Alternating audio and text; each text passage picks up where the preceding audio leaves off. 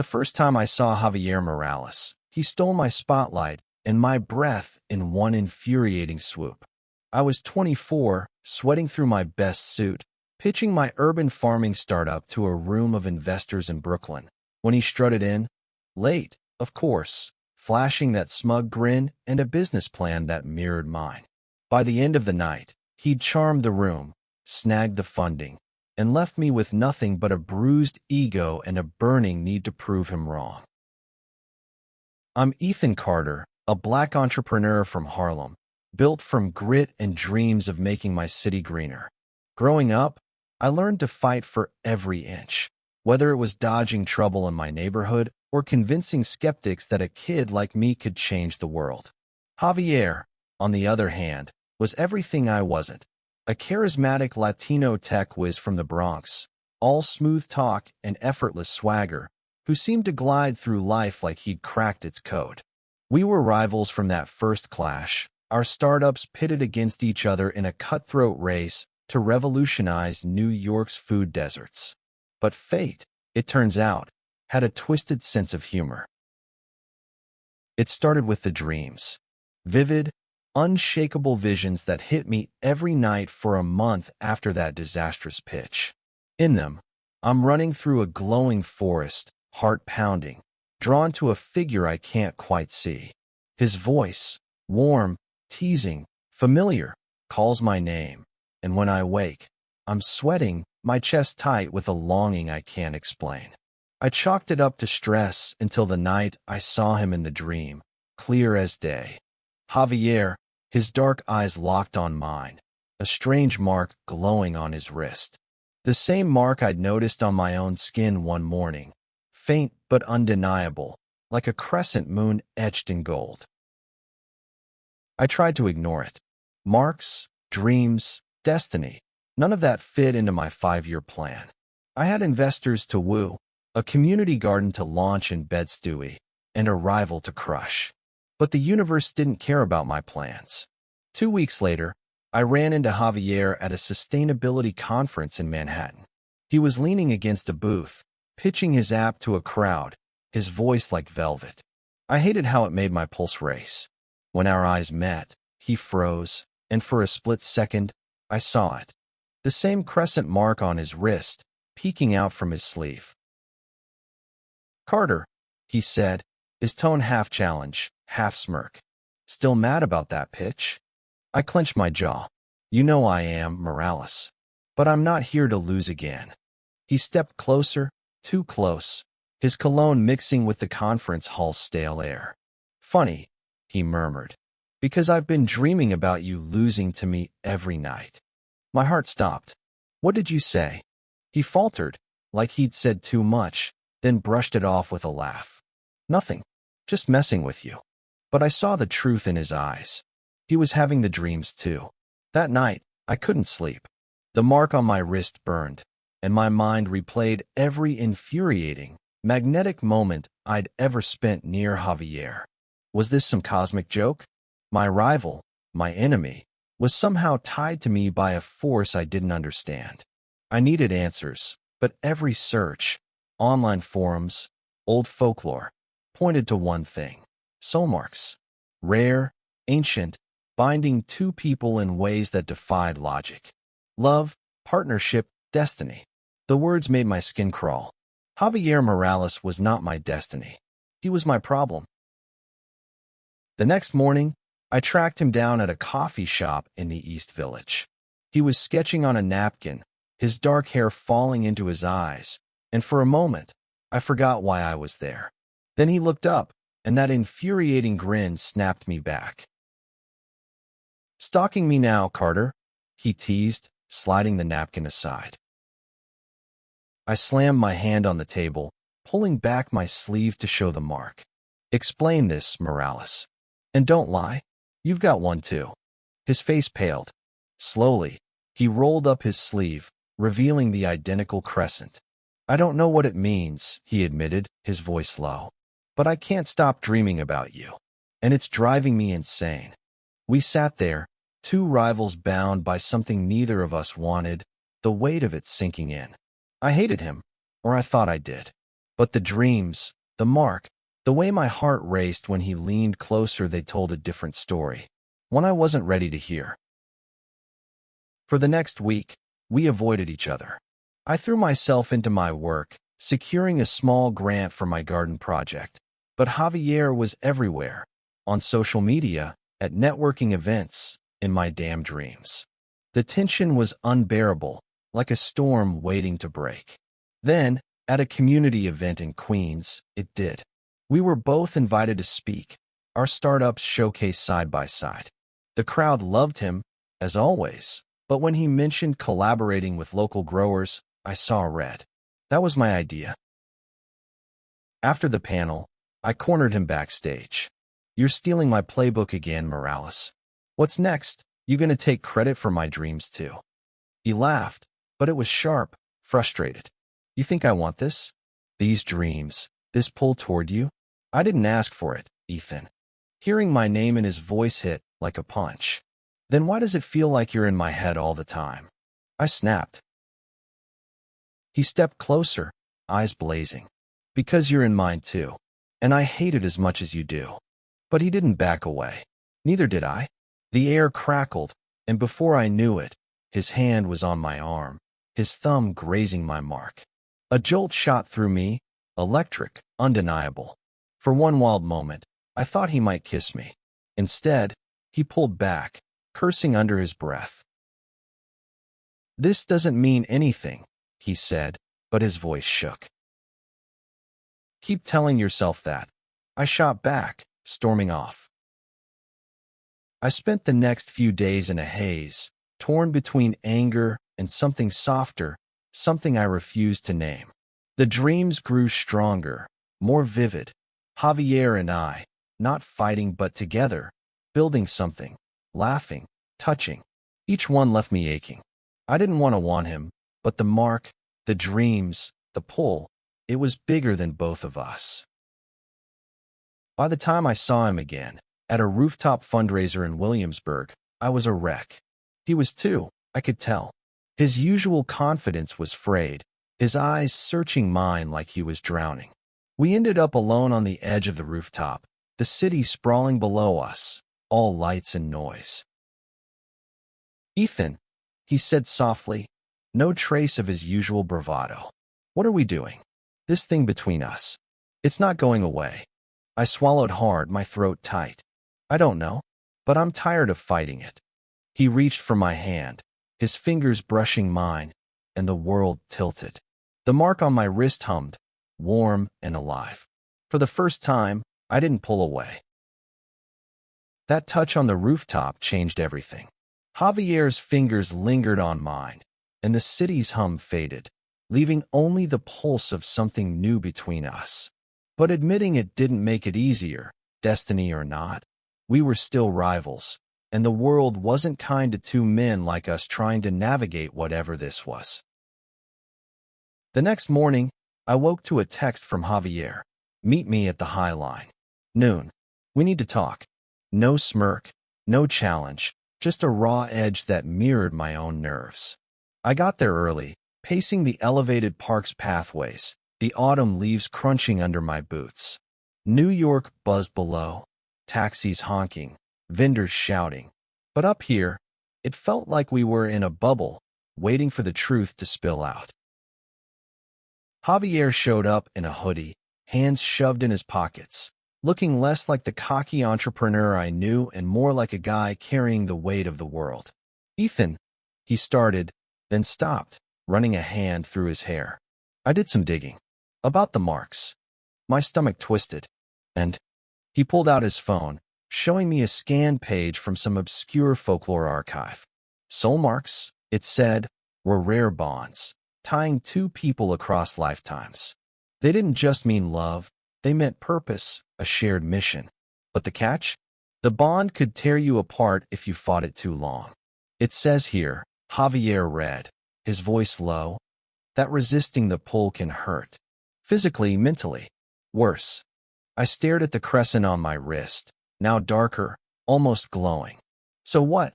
We're supposed to just give in? Be soulmates because some ancient magic says so? He laughed, bitter. You think I like this? I've spent years building my life, my app, my way. I don't need a partner, especially not. He trailed off, but I knew what he meant. Especially not me. Then why are you here? I asked, my voice sharper than I meant. Because I can't stop thinking about you, he snapped, then softened. And it's not just the dreams. It's you, Ethan. Your passion, your stubbornness. Even when I hate you, I don't. My chest tightened. I wanted to argue, to push him away, but the mark burned, urging me closer. This is insane, I muttered. We're competitors. We can't just. Can't what? He cut in, stepping into my space. Feel something? Build something together? You think I haven't noticed how your garden project could mesh with my app? We could change this city, Ethan. Together. I blinked, caught off guard. He'd been thinking about my work, my dreams. Not stealing them, but joining them. The idea lit something in me, but fear followed fast. And what happens when it crashes? When the world sees us, two guys, rivals, soulmates, and decides it's too much. His jaw tightened. Then we fight, like we always do. We stood there, inches apart, the high lines greenery framing us like a promise. I wanted to hate him, to keep my walls up, but the pull was stronger. When his hand grazed mine again, I didn't pull away. Instead, I let my fingers curl around his, just for a moment. It felt like surrender, but also like power. The next few weeks were a blur of cautious steps and electric tension. We met in secret, coffee shops, late-night walks, anywhere we could talk without the world watching. Javier opened up about his life. Growing up in the Bronx, his mom working double shifts, his drive to prove he was more than his circumstances. I told him about Harlem, about losing my dad young and channeling that grief into my gardens. We were different, but the same hunger drove us, to make a mark, to matter. Our startups became a shared obsession. Javier's app, designed to connect local farmers to urban markets, complemented my community gardens perfectly. We started collaborating, testing ideas in a tiny shared office in Flatbush. But every step closer brought new risks. The dreams grew more intense. Visions of us not just working together, but living together, loving each other. Each one left me shaken, wanting more, terrified of what it meant. One night, in our cramped office, I lost it. This is why I didn't want this, I said, pacing. The mark, the dreams, it's ruining everything. My project, my reputation. Your reputation? Javier shot back, his eyes flashing. You think I'm not getting the same crap? I'm Latino, gay, and now apparently too cozy with my rival. But I'm not running, Ethan. Maybe you should, I said, the words bitter. Maybe we both should. He grabbed my arm, his grip firm. Don't push me away because you're scared. I'm scared too, but I'm here. I wanted to argue, but his touch grounded me. The mark pulsed, warm, alive.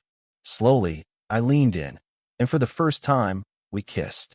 It was fierce, desperate, like we'd been fighting it forever. When we pulled back, breathless, I knew there was no going back. That kiss broke every wall I'd built. Javier and I weren't just rivals anymore. We were something undefined, something terrifying and beautiful. But the world didn't pause for our revelation. If anything, it doubled down, throwing every obstacle our way. The backlash from that blog post grew. Investors pulled back, citing optics issues. My community garden in Bed-Stuy lost a key grant, and Javier's app faced delays as sponsors got cold feet. We were fighting a war on two fronts, our feelings and the world's judgment. Every day was a choice, push forward together or let fear win. We chose to fight. Our tiny office became a war room, papers strewn across desks, laptops glowing late into the night. Javier's tech skills and my grassroots know-how started to click. We built a prototype, an app that linked my gardens to his network, letting locals buy fresh produce directly from urban farmers. The first test in Flatbush was a hit. Kids ran through the garden. Families bought kale and tomatoes, and for a moment, it felt like we were winning. But the dreams didn't stop, and neither did the marks pull. They weren't just romantic now. They showed us failing, fighting, losing everything if we didn't trust each other. One night, after a long day, I woke up gasping. The image of Javier walking away burned into my mind. I called him at 2 a.m., my voice shaking. "I can't lose this," I said. "Not the project. Not you." He was quiet for a moment. Then, "I'm not going anywhere, Ethan. But you've got to let me in. All the way." I didn't know how. Trust wasn't my strong suit. Not after years of scrapping for every win. But Javier was different. He showed up every day, even when I pushed him away. So I tried. We started spending more time together outside work. Dinners in Harlem, walks along the Hudson, stolen moments where we could just be. Each one chipped away at my defenses, and I saw him not as my rival, but as my partner, my soulmate. Then came the gala, a big-ticket event in Manhattan, where we were both invited to pitch our joint project to a room of elite investors. It was our shot to turn things around. We spent weeks preparing, perfecting every slide, every word. The night of, we stood side by side in sharp suits, the crescent marks hidden but humming under our cuffs. The room was packed, suits, champagne, power. We nailed the pitch, the crowd erupting in applause. For the first time, I felt like we could do this, not just survive, but thrive. Until the Q&A. A smug reporter stood up, smirking. "Mr. Carter, Mr. Morales, care to comment on the rumors about your personal relationship? Is this project just a front for something else?" The room went silent. My heart pounded, the mark burning like a warning. I opened my mouth, ready to deflect, but Javier beat me to it. "Our personal lives are irrelevant," he said, his voice steady. "What matters is the work. This project is about feeding communities, not feeding gossip." The crowd murmured, some nodding, others whispering. I wanted to hug him, but I just stood taller, adding, "We're here to change New York. Judge us on that." We got through it, but the damage was done. Social media exploded, and the hate came harder. Trolls, threats, even a brick through our office window with a slur scrawled on it. I wanted to rage, to quit, but Javier wouldn't let me. "They want us to break," he said, cleaning up the glass. "We won't." He was right, but it didn't make it easier. The stress was eating us alive. One night, after another long day, we argued. Really argued. For the first time since the kiss. It was about nothing and everything. Missed deadlines, clashing ideas, the weight of the world. I accused him of not taking it seriously. He called me a control freak. It ended with him storming out, leaving me alone with the mark throbbing like a wound. The dreams that night were brutal. Javier gone. The project failed. Me alone. I woke up crying. Something I hadn't done since I was a kid. I knew then that I couldn't lose him, not just because of the mark, but because I loved him. The word felt huge, impossible, but true. I found him the next day at his apartment in the Bronx, looking as wrecked as I felt.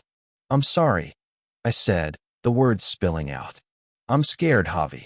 Of this, of US, of failing. But I don't want to do this without you." He looked at me, eyes soft, and pulled me into a hug. "We're stronger than this," he whispered. "Together." From that moment, we were all in. No more hiding, no more fighting the bond. We rebuilt, brick by brick, heart by heart. The project grew. More gardens, more users on the app, more communities fed. And so did we. The world didn't stop pushing, but we learned to push back.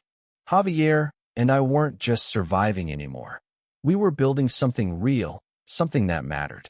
Our project took off, with gardens popping up across Brooklyn and the Bronx, and the app connecting thousands to fresh food. But more than that, we were building us, a love that felt as inevitable as the mark on our wrists. It wasn't perfect. Hate mail still came, and some investors never returned. But others saw our vision, saw us, and believed. We got a major grant from a progressive foundation, enough to expand to Queens and Manhattan. At every ribbon cutting, Javier and I stood together, not hiding the marks anymore. They were part of us, proof of a bond that had turned rivals into partners, enemies into lovers. The dreams evolved too. No longer warnings, they showed us a future. Us, older, laughing in a garden, surrounded by kids and greenery. They felt like promises, not threats. But the real test came a year later, at a citywide expo in Central Park. We were headlining, our project now a model for urban sustainability. The crowd was huge, the stakes higher than ever. And so was the risk. That morning, Javier found a note slipped under our office door. Fags don't belong here. Quit or else. My blood boiled, but Javier just crumpled it, his face hard. They don't get to win, he said. Not today. We went on stage, hand in hand, the marks glowing faintly in the sunlight. The crowd was a mix, supporters, skeptics, and a few hostile faces. We told our story, two rivals, bound by fate, who chose to build instead of break. When we finished, the applause was deafening, but a heckler shouted, "Go back to your dreams, freaks." I froze, but Javier didn't. He grabbed the mic, his voice clear. We're not freaks. We're not a mistake. We're here, we're real, and we're not going anywhere. The crowd roared, drowning out the hate. I looked at him, my heart swelling, and knew I'd fight for this, for him, forever. After the expo, we walked through Central Park, the same park from our dreams, the leaves falling like confetti. We stopped under a massive oak, the city alive around us. Javier turned to me, his eyes bright. "Ethan," he said, "I don't care what the world throws at us. I choose you. Every day." I smiled, my throat tight. "I choose you too, Javi. Rival, soulmate, whatever, you're mine." We kissed, slow and sure, the marks warm against our skin. The world wasn't perfect, but this moment was. We'd faced the hate, the fear, the fight, and come out stronger. Destiny had bound us, but love had made us unbreakable. Years later, our project spanned cities, feeding thousands, inspiring more. The marks are still there, faded but steady, like our love. We're not just rivals or soulmates anymore. We're partners, in every sense, proving that even the most unlikely bonds can change the world. And every time we walk through that park, hand in hand, I know one thing for sure. Fate knew what it was doing.